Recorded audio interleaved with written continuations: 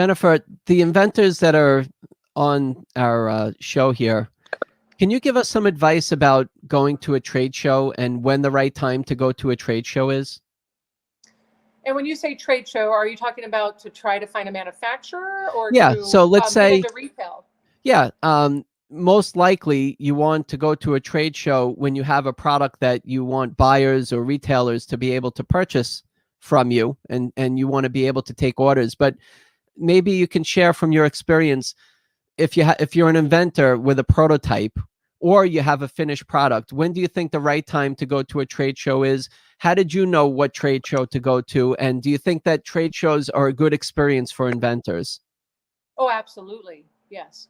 I think after you've had some retail sales, nowadays I would have, say get a website, get on different e-commerce platforms, get feedback, make sure you have solid pricing before you go to a retailer.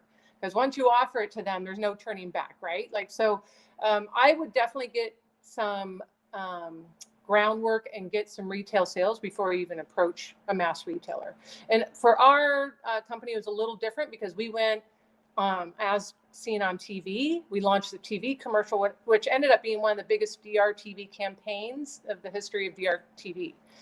So we actually had, and I was just thinking of this the other day, I had Toys R Us call me, and I had Bed Bath & Beyond email me, which that does not happen. So it happened a little differently for us. We really had to move quick and fast because mass retail wanted us because of the success of our DRTV campaign.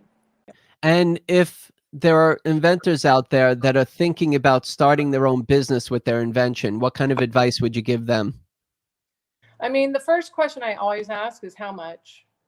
How much, if this cost me, $20 to make, and I was going to try to sell this $100, would consumers spend $100 on this pillow? I don't think so.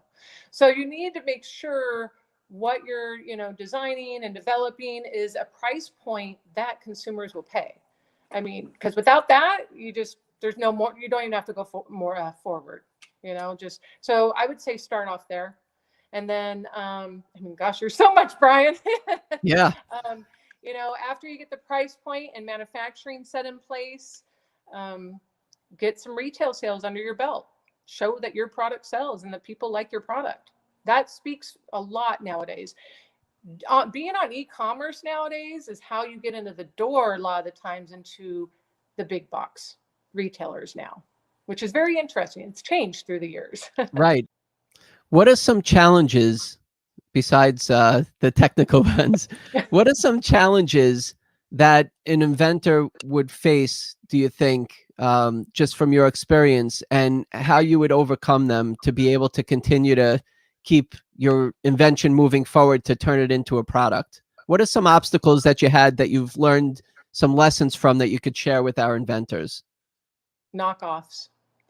So, at the beginning, I personally didn't want to spend the money. I tried to, get patents and copyrights on my designs, which I did eventually. But at the beginning, we had a big problem with knockoffs. So thankfully, we did get a trademark. We got copyright. So I would say, at the beginning, if you have a winner and this is a product you want to follow through and work really hard for, definitely make sure you do your research. Whether you hire a patent attorney like I did, or you do it yourself online, get your patents, get your copyrights, and get your trademarks, and protect your product. Great.